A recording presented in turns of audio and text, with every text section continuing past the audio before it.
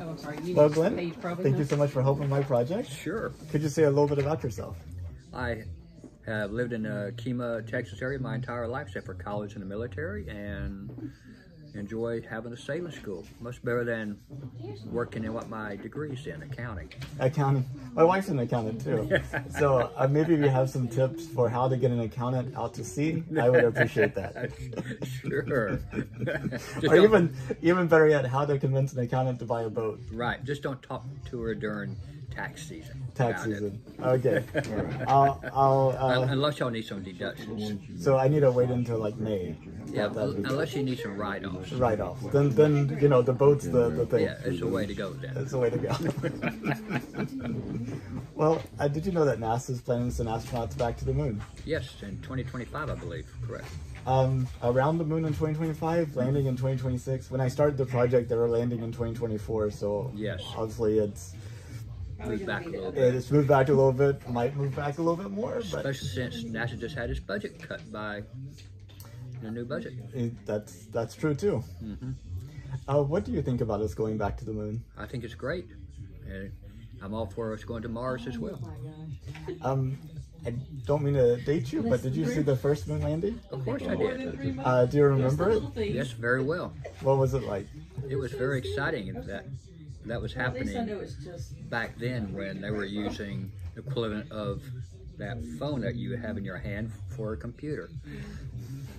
It is amazing what they did. And I mean, like, pocket calculators was like an amazing invention that hadn't quite come yet. I know, because we didn't have handheld pocket calculators when I went off to college. Yeah, slide rules I was still pretty good with them back then. Oh, were you? Slide rules and abacuses. Maybe not abacus. Abacus, no, the slide rules. The slide rules. When you think about the future of humanity, like 200 years out in the future, do you think humans are still on the Earth making these short trips to places? Or do you think we've actually figured out some way to expand humanity into the rest of the solar system as well? I would hope that we expand into the rest of the solar system, but we're still hopefully using the knowledge we gain to improve life on Earth. You know, Jeff Bezos, the founder of Amazon, also has a space company. Yes. And whenever he talks about why he has it, he talks about trying to move Earth-harming activities off of Earth, like mining, heavy industry, and stuff. Yes. And then Elon Musk, another person that has a space company, talks about building a city on Mars. Yes. I was just wondering which one of these visions of either speaks more to you. I think, actually, I like both. It's just different ways of approaching it. I like both. Now, I know you're a sailing man. You like adventure and exploration. Would you take a trip to space if you could? No, because if you lose oxygen, one's dead. I think in terms of like that Titan submarine that was going down to see the Titanic and what happened to it, same thing could very easily happen in space, but the opposite way. That's true. Yes. So at 74, I'm kind of becoming less adventurous.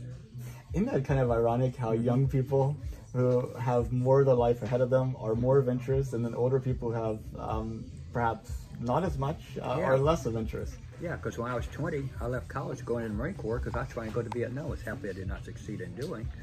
Because at 20, one does stupid things. You don't have to be 20 to do stupid things, though. I found out that even at 47, 48, it's still possible to do stupid things. that possibility never goes away, no matter what one's age. Yeah, I heard somebody taking like this vision training. I think it was an astronaut actually. Mike Massimino was taking this vision training from this person. They're like, well, I usually only do kids. He's like, oh, I could be so immature, you won't be able to tell the difference. That's interesting, but that's a good attitude to have for going to space, I think. Exactly. Yeah, open your mind to different possibilities. Well, Glenn, thank you so much for your time. I really appreciate it. Happy to do so. Enjoyed it.